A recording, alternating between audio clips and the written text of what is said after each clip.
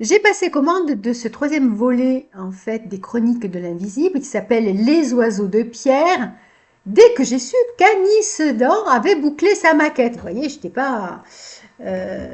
un peu pressée, très impatiente de découvrir cette nouvelle histoire. Il faut dire que j'avais en fait adoré les deux premiers volets, Magie en péril et le sixième domaine, et que je voulais savoir ce qu'il était advenu de Valérian. Alors, je dis ça, bien sûr, mais ce troisième roman peut être lu de façon indépendante. Et d'ailleurs, je suis persuadée que si vous lisez celui-ci, vous irez très vite lire les deux précédents. Alors, oserais-je dire que c'est le meilleur des trois? Peut-être, oui. Mais parce que enfin voilà, je me suis approprié les héros et parce que cet univers maintenant est bien en place et que j'ai hâte de découvrir la suite. Alors nous parlons de quel genre en fait de roman?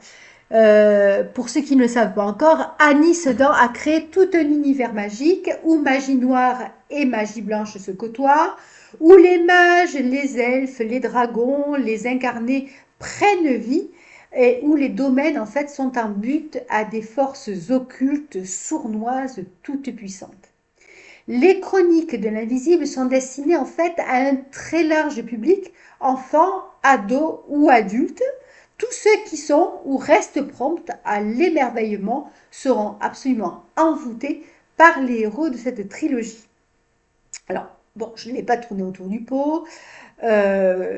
J'ai adoré, vraiment.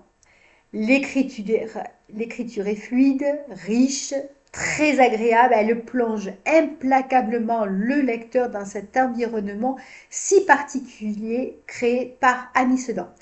Alors, ce que j'ai aimé retrouver, Azimut, le dragon, hein, que j'avais découvert dans le précédent, les sixièmes domaines, Merlin, Horty, Valérian, bien sûr, mais nous allons faire connaissance dans cet opus donc d'Angélie, une fée marraine incroyable de bravoure et de détermination, de Glawen, une elfe, enfin peut-être, hein, je ne veux pas trop en dévoiler, qui est vraiment extraordinaire, et de bien d'autres, tous plus attachants les uns que les autres.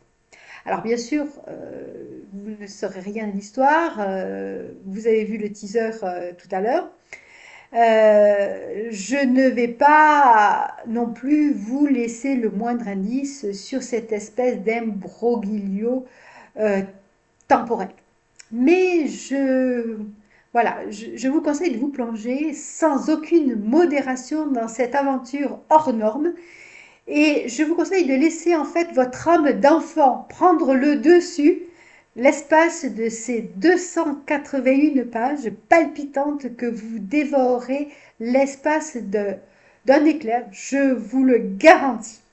Alors, vous l'avez compris, les oiseaux de pierre sont un méga coup de cœur et j'espère, non je sais en fait, qu'il va y avoir bien d'autres aventures où nous retrouverons Valérian, Merlin, Horty et Azimut. Alors vivement le prochain.